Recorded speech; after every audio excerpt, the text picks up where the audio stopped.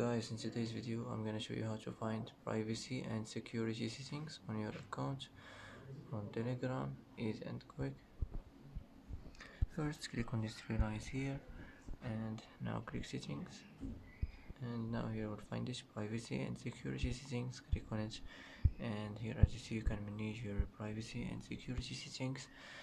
And that's it for today. That's how to find privacy and security settings, easy and quick, and that's it.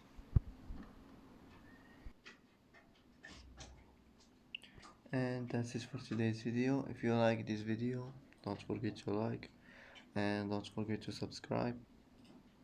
I hope this video is helpful for you, and thanks for watching until the end, and see you in the next video.